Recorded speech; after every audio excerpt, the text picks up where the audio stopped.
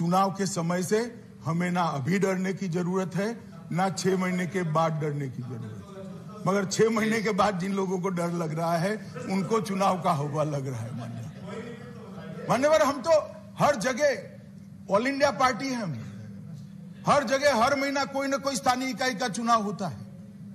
और हमारी देश में बहुत सारी सरकारें हैं, बहुत सारी जगह पे अलग पार्टी की म्युनिसिपल कॉर्पोरेशन है।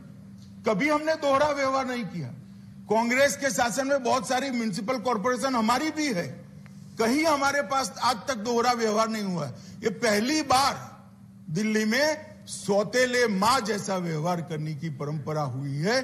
दिल्ली की जनता इसको अच्छे से जानती है। उन्होंने कहा कि प्लीज मान्यवर, उन्होंने कहा कि केवल और केवल भय के कारण बिल लाया गया है। भय किस बात का भय? चुनाव के हार का भय? हम तो लोकतंत्र में मानते हैं हार कभी भी किसी की भी हो सकती है, हमारी भी हो सकती है, आपकी भी हो सकती है। किसी जनता जो तय करेगी वो जीतेगा, नहीं करेगी वो नहीं करेगा। मगर एक मैं छोटा सा सवाल पूछना चाहता हूं, भय किसको है मान्यवर? क्यों अभी चुनाव कराना है? 6 महीने बाद करोगे तो हार जाओगे क्या? भय किसको है?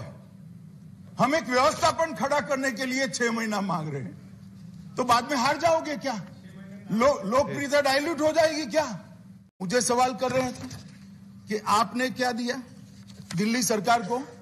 मान्यवर, मैं 2011 से बोलना चाहता हूं, 10-11 से। 10-11 में 443 करोड़, 11-12 में 582 करोड़, 12-13 में 800 करोड़, 13-14 में 582 करोड़। उसके बाद हम आए 14-15 में भी हम नहीं थे, मगर 568 करोड़। हम आने के बाद 2016-17 में दिल्ली को देने वाला पैसा 817 करोड़, 857 करोड़, 887 करोड़, 19 में 812 करोड़, 20 में 1116 करोड़, 21 में 1030 करोड़ और 22 में 1000। मान्यवर, इसमें भी अर्ध सत्य है। एक तो हमने एक पैसा भी कम नहीं किया है, डबल किया है, जो पहले से कांग्रेस सरकार से चला आता है। मैं नहीं कहता कांग्रेस सरकार कम दे रही थी, मगर जो दिया जाता था उसमें हमने एक आने की भी कटौती नहीं की है। मान्यवर, मैं फ्लोर पर बोल रहा हूं और जिम्मेदारी के साथ बोल रहा हूं। मान्यवर, फिर भी ये अर्ध सत्य है। अर्ध सत्य इसलिए इन्होंने एक ही मद को किया है। टोटल कर एवज में केंद्रीय सहायता, ग्रांट इन एड, यूटी का आपदा राहत फंड, एक्सटर्नल एड और प्रोजेक्ट्स, ये सब मिलकर बहुत बड़ा फंड होता है। पुलिस का खर्चा पूरा भारत सरकार उठाती है। ये सब मिलाकर 17,000 करोड़ से ज्यादा हर साल दिल्ली की जिम्मेदारी भारत सरकार की। मगर आंकड़े ऐसे रखेंगे भाई, मेरी पार्टी के तो संस्कार ऐसे नहीं। संजय भाई ने कहा फोबिया हो गया है। संजय भाई की तरह भाषा का प्रयोग मैं नहीं कर सकता मान्यवर। आजकल कर मुझे 27 साल हो गए किसी ने किसी विधायिका में रहते हुए। मैं इसी भाषा का प्रयोग नहीं कर सकता, परंतु सदन की मान्य भाषा में जवाब जरूर दूंगा और मेरा अधिकार है मान्यवर। उन्होंने कहा कि फोबिया हो गया है। अरे भाई, फोबिया कैसे होगा? किसको होगा? आप हमारी डिपॉजिट जमानत का आधा डेटा लेकर आए, मैं दे देता हूं। बहुत इससे भी ज्यादा गई है हमारी जमानत, कोई नई बात नहीं है। मगर एक म्युनिसिपैलिटी जीतकर हम ऐसा नहीं कहते थे कांग्रेस को हमारा फोबिया हो गया है, ऐसा अहंकार हम नहीं पालते थे। हम भी देखे हैं समय भाई, बोटाद में हमारी म्युनिसिपैलिटी जनसंघ जीत गई तो आनंद हो जाता था, कह रहे भाई चलो एक बार म्युनिसिपैलिटी जीत गए।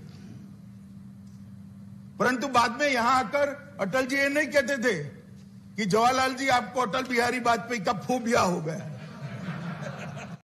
और जो कहते हैं कि हम पावर हंग्री हैं, मान्यवर, ऐसा जो लोग कह रहे हैं वो जरा आईने में अपना चेहरा एक बार देख ले, उन्होंने क्या क्या किया।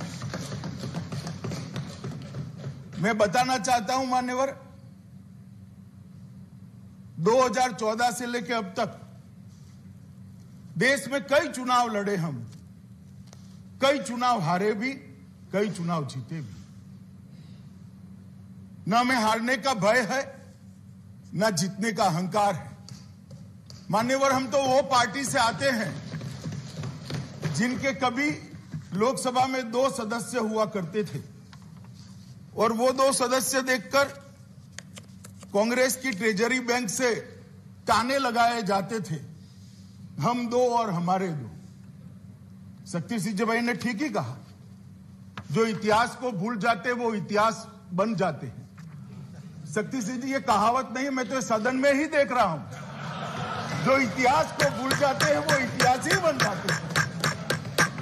जो ताने लगाते थे साहब हमें कि हम 2 हमारे 2, उनको मालूम नहीं था लोकतंत्र में सर्वशक्तिमान परिवार नहीं होता है, 130 करोड़ की जनता हो,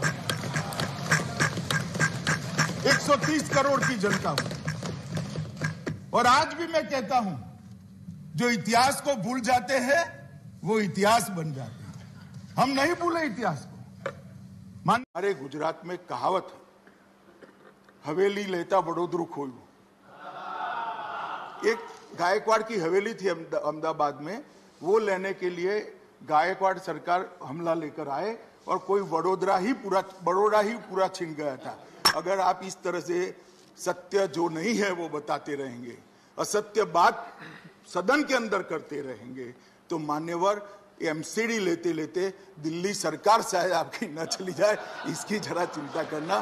क्योंकि एमसीडी पर जो प्रताड़ना आप कर रहे हो, एमसीडी को जो आप प्रताड़ित कर रहे हो, वो एमसीडी को नहीं कर रहे हो, दिल्ली की जनता को कर रहे हो। दिल्ली की जनता भी मेरा ये भाषण सुन रही है मान्यवर, और जाकर हम गली मोहल्ले में बताएंगे।